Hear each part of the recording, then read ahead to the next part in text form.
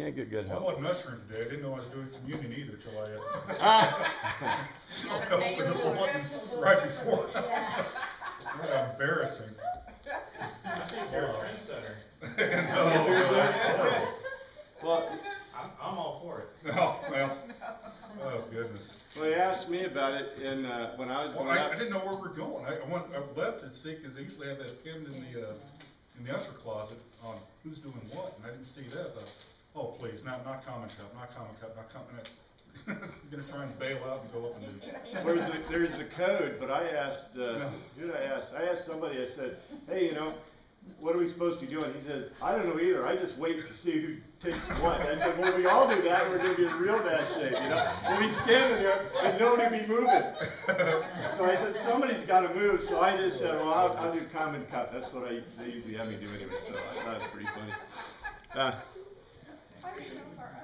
There ought to be a reality show, right? Everybody serves wine and nobody serves.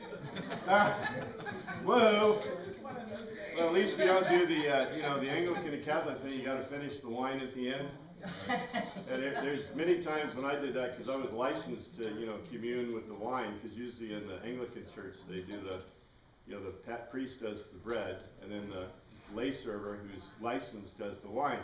And so you finish it up. So no matter how much is left in the cup, you know, if there's a half a cup left, you're sitting there, you know, you turn your back and you slug it down, and you're staggering out. So License with the state? license with the bishop, even more important. Just check. State doesn't count much with ecclesiastical matters, right? Oh well. Hey, sorry we had to miss a couple of things. I counted up, we have 4 left, so I've skipped ahead, brother, but I'm going to not miss some very, very critical and important points that I think we need to cover. I just have a few words of the day, and I repeated them kind of on purpose. I mean, this is the last one, A-K-A-N-T-H-A. Akantha. And you guys know this one, you should have it memorized. Mysterion. And this one too, just because it's fun. Poneros. And they don't mean exactly what we think, although pornography comes from this word, all the porno words come from that. Akantha literally means to a thorn, but it means to take a point. Now this is one of the few cases where Greek is beautifully literal, but also beautifully, well, it's usually not euphemistic, but it's beautifully literal at the same time as euphemistic, because to take a point and have a thorn, so a thorn in your side. So does this kind of bring something back to Paul's statement about him having a thorn in the flesh? Being a point, you know, being a significant mental point? Haven't gotten to that part about Paul before, but very interesting. Mysterion,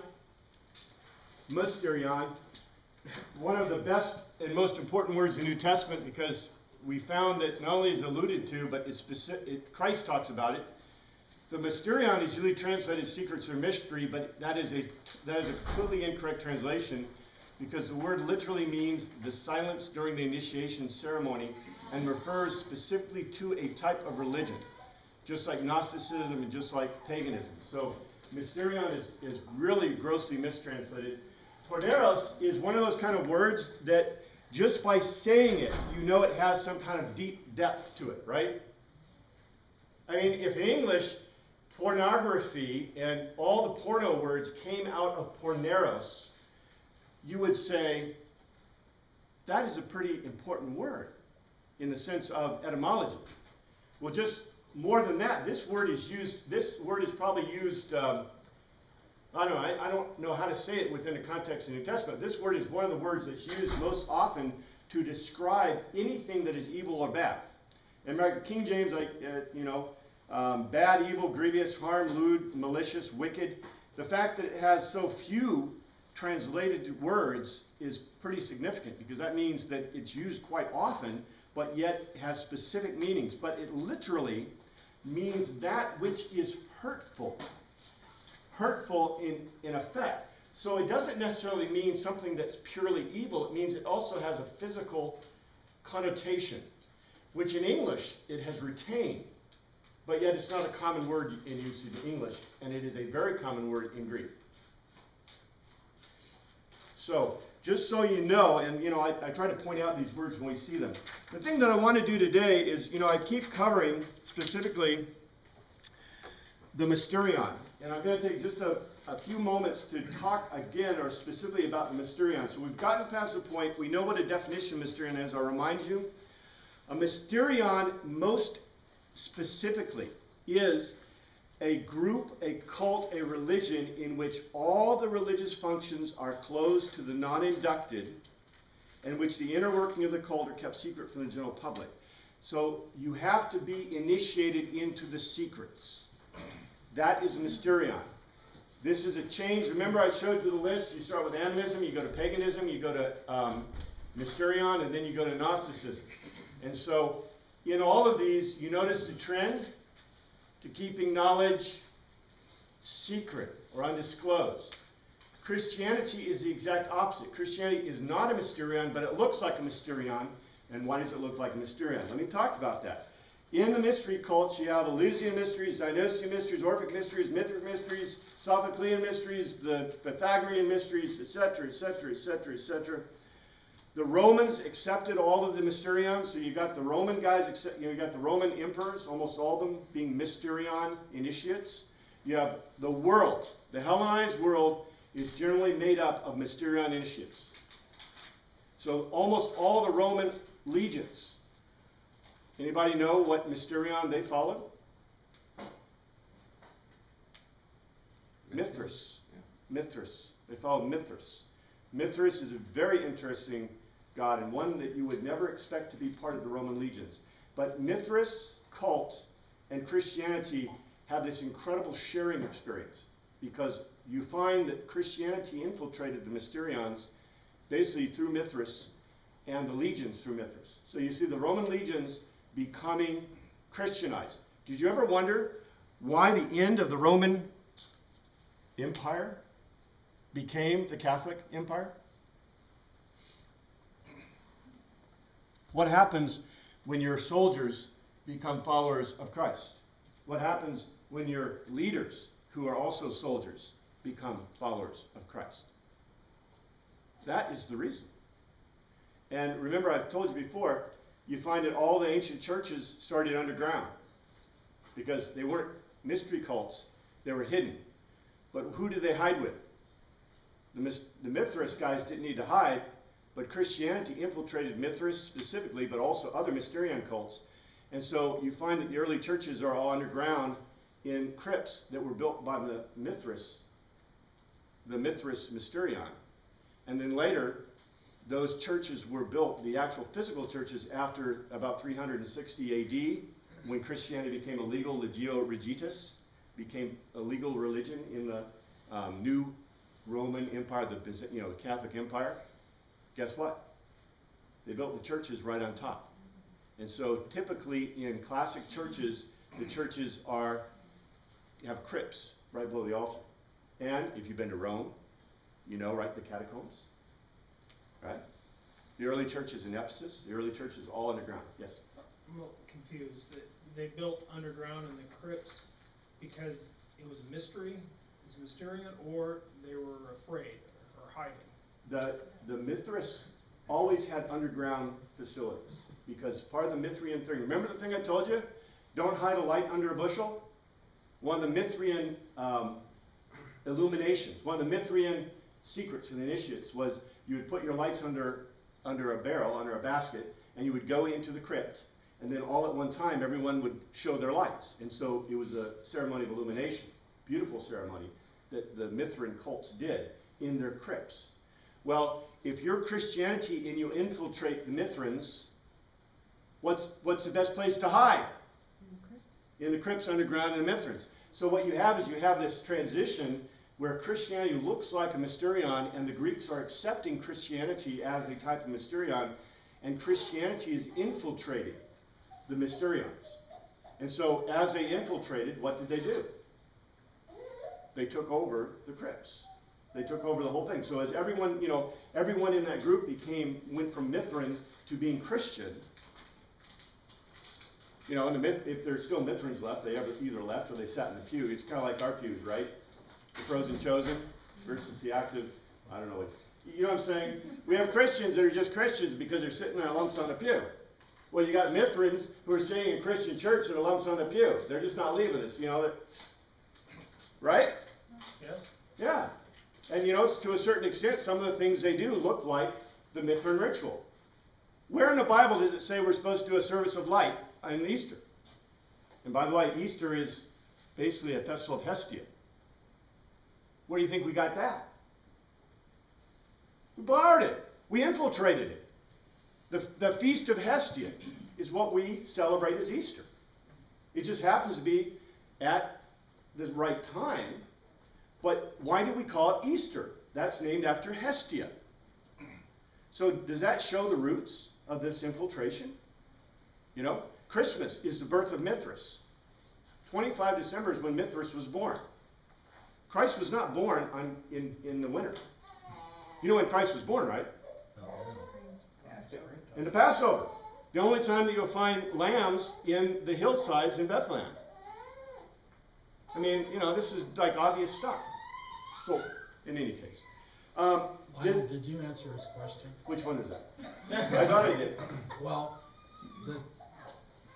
not disputing your story about the infiltration of the Mysterion, but was it also not dual function that they worshipped in the catacombs for protection because they were being persecuted? Both. Okay. But the difference is, yes, both, but, you know, that's the great thing about these is because it was not unusual. Don't you think it's kind of funny that, all right, here's the catacombs. Don't you think the Romans and everybody else would kind of get suspicious? These people are going to catacombs. I mean, you can't hide that. I mean, especially if you got a lot, and we're talking a lot of people going to catacombs. So why was that considered innocuous? Blend in with the crowd. Because you're blending in with the crowd. There's other stuff going on in those catacombs that had to do with the mystery religions.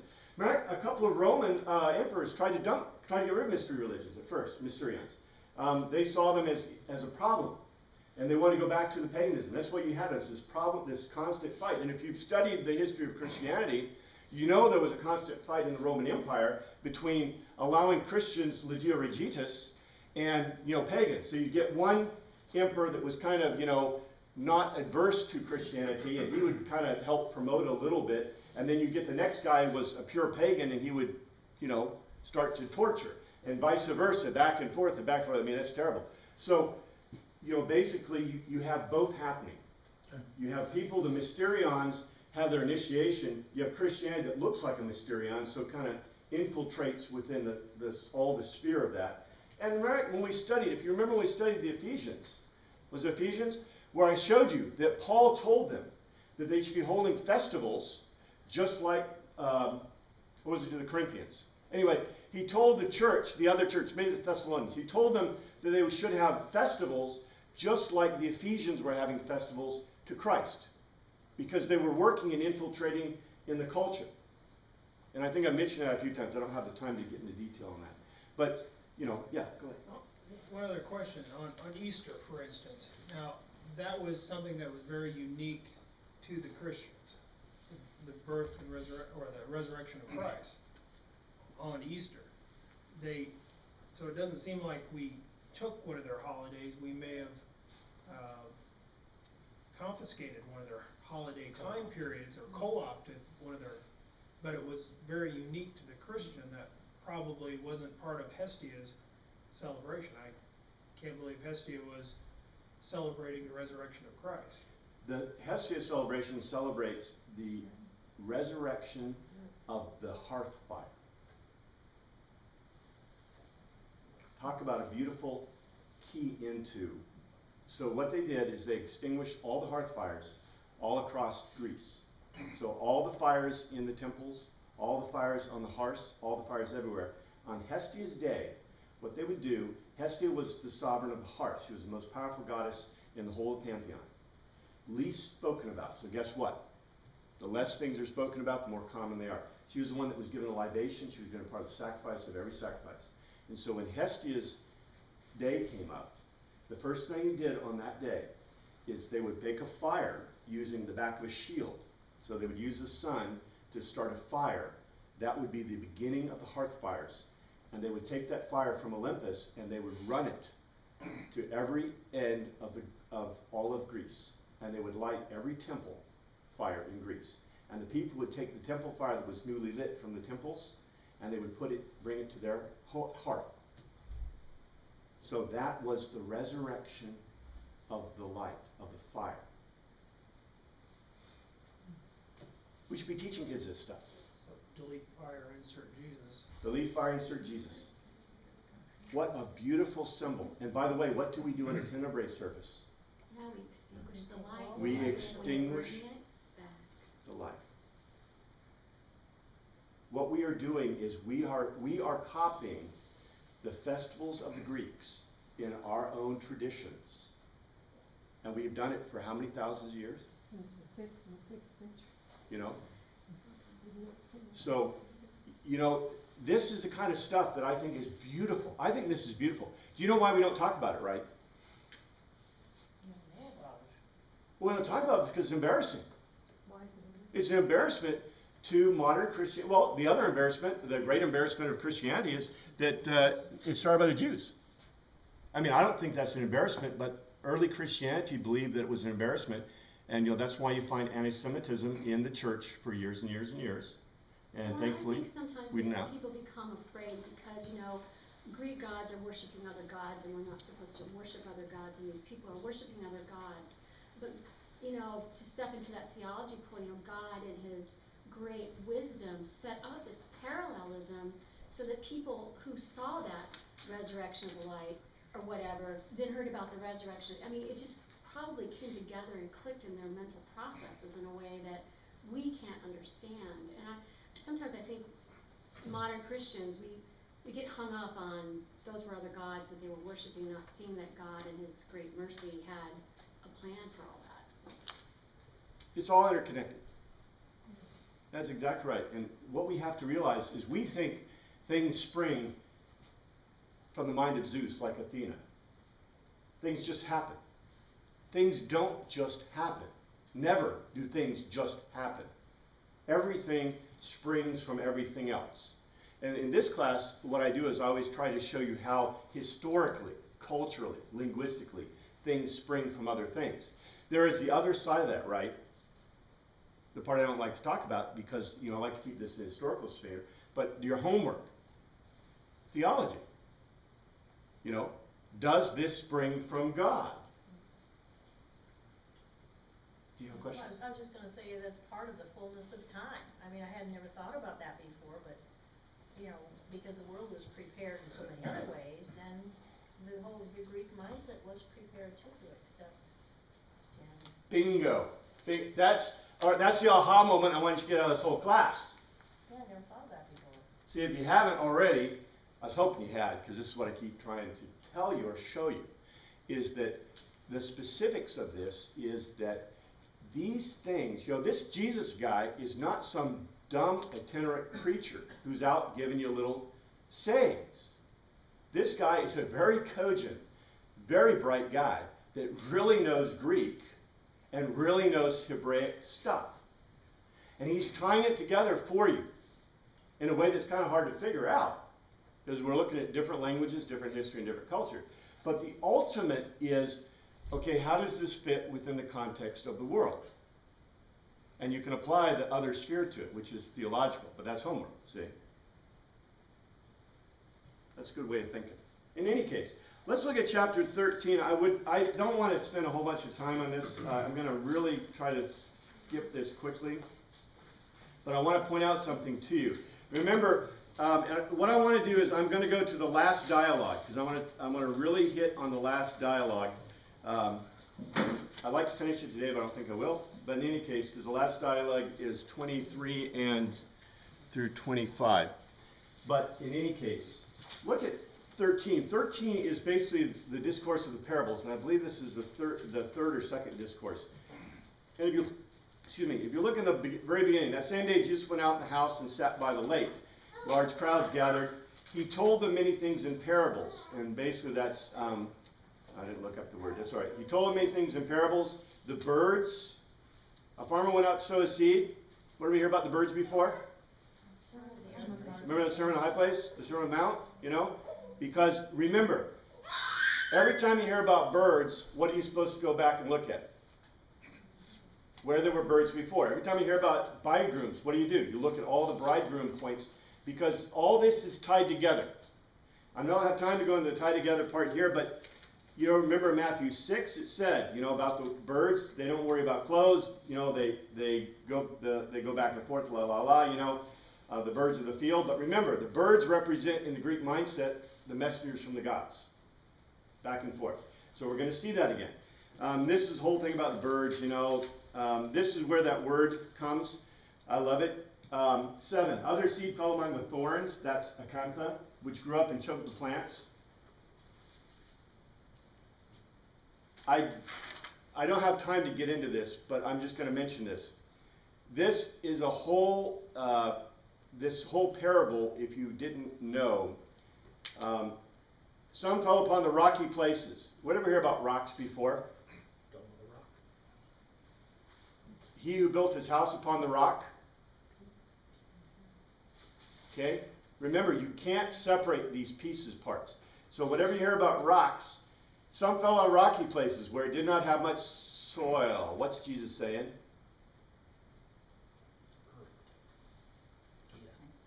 Well, you're not going to find a whole lot of help from the temple, is what he's saying. Isn't that interesting? Because he pointed to the temple as being the rock, right? The law is the rock, but now he's expanding that. He goes on further. He says, it sprang up quickly because the soil is shallow. Who sprang up quickly in Jewish theology? Who's the first?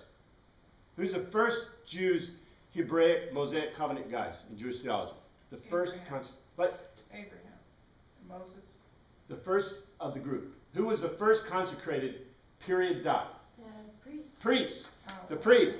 So they sprang up quickly. House on the rock temple, they sprang up quickly. So when the sun came up, the plants were scorched, they withered because they had no root. Others fell among the thorns. Okay? Thorns. Acantha. Arche. The high priest is the arche priest. Acantha is the point, the thorn. So who's he talking about? Who's the thorns? The priests. The priests. Says, other seed fell among the thorns which grew up and choked the plants. I'm just pointing this out to you. If you look at the Greek context, if you look at the words used, especially, if you look at the context and you begin to put them together with what you learned in the Sermon on the Mount, guess what you can do? You can figure out what he's talking about. Now, Jesus gives an explanation of this, but I really got to get a move on this. He says, he who has ears, let him hear. In 10, his disciples came to him and asked, why do you speak to the people in parabola? In a logos with a singular telos. He replied, the knowledge of the mysterion of the kingdom of heaven has been given to you, but not to them. Do you know what he said? The knowledge of the mysterion of the kingdom of heaven has been given to you. What's he talking about? The mystery. He is using this in a specific Greek mysterion context, because that is what a mysterion is. A mysterion is when you don't share the initiation. What is he talking about? Not sharing the initiation. This isn't secrets. This is a mysterion. That's what he's talking about. Jesus Christ himself is placing this in a context of mysterion. However, what is the difference in the mysterion he's talking about? He gave it away. He gave it away. He's telling them in Greek rational tense exactly what he's saying, but why do they not understand? You don't do that in Mysterion. Well, I wouldn't say it's not time. It's just that he's talking Greek rational. He's talking logic and Greek rational, and what are they thinking? They're thinking in Hebrew. They're thinking in Hebrew, what we call a derash context. So they're thinking Hebraic, and he's talking to them in Greek rational terms. And so That's why there's this disconnect. You know, we always wonder, we read the parables, and of course, I don't think we get the full extent of the parables. The parables are really deep, okay? We kind of get a surface view, but it's not bad. Our view is not necessarily bad. But we always say, why didn't these dumb disciples understand what the parables were saying? Why? It's outside of their normal thinking. They do not think the way we think. We think in a Greek rational context. That's the legacy of Western civilization. And by the way, the legacy of Jesus Christ. There's more to So when it. Matthew wrote this later, did he say, oh, that's what it was all about? I think he did. Because that's what he's trying to do for you. You see, he's trying to communicate to a D-rash world a Greek rational worldview. A thought that's Greek rational, and trying to give you a logos to tell us, so that when you finish Matthew, what do you say? Jesus Christ is the Son of God, the King. Well, more than that, because more than that. Aha, what? Aha, the world is based in logic. If the world is based in logic, what is truth? Jesus Christ who rose from the dead is God. Jesus Christ who told you the kingdom of heaven is approaching is God. Do you see this? This is really important. Because Matthew wants to give you the tools. The proof context is worthless without the tools, right? If you have the tools to know what is truth, then you can figure it out. And that is what Matthew is doing. He is giving you the tools to figure this out. So we just thought Matthew was a bunch of nice sayings. Do this and everything's cool, right? What's the law say? Law says do this and everything's cool, right? Did it work? No. So could Matthew be telling us? Could Jesus Christ be telling us, do these things and everything's cool? No. He is trying to radically change your way of thinking. Now the problem is, in our worldview today, we have a really, I think, a perverse worldview. We have a very strange worldview based in the gospel. Because our worldview comes from, instead of understanding within a Greek context and understanding that Jesus Christ, that Matthew is trying to teach us the tools of logic, we think that Jesus Christ is trying to teach us that if somebody slaps you in the face or someone rapes your wife, you're supposed to go ahead and let them go. And that is not the context. Because remember what Jesus said? Not a jot or a tittle of the law shall stop until heaven and earth become like one. So you better be following the law. That's what Jesus is saying. And guess what happens to you if you teach someone? I love this. Somebody brought this up, said that Jesus Christ did not support the death penalty. What did Jesus say if you taught someone not to follow the law and the prophets? You should be killed. You should have a millstone thrown around your neck and thrown into the ocean. That sounds like death penalty to me. And if you float? Yeah. You're a witch? You're a witch. I don't know. I think it's really interesting because what we've seen is we've seen Jesus portrayed as a warrior. We've seen him do warlike kind of things. I've skipped over some of those warlike kind of stuff, but the big point is that this is not a passive Savior. Passive Saviors don't go to the cross and then come back. Right? And by the way, you do find in later Mysterions a huge bit of resurrection stuff happening. But guess when you see this? After the resurrection of Christ. It's amazing that Mithras suddenly became resurrected after the resurrection of Christ. It's kind of amazing that Orpheus kind of became resurrected after the resurrection of Christ. These things were never interpreted within the terms of a resurrection until it. In any case, I'm going to have to keep. I got to keep going, but I'm going to mention a couple things. 31, he told him another parable. The kingdom of heaven is like a mustard seed which a man took and planted in a field. Although it is the smallest of all its seeds, yet it grows to the largest in the kingdom of plants, becomes a tree. So the birds of the air come and perch in its branches. The seed is sown secretly. It's small, tiny. It's concealed. But it grows to be the biggest tree. This is the Mysterion context. You got the birds again, etc., etc. He told another parable. The kingdom of heaven is like yeast. It literally, and they didn't have yeast, okay?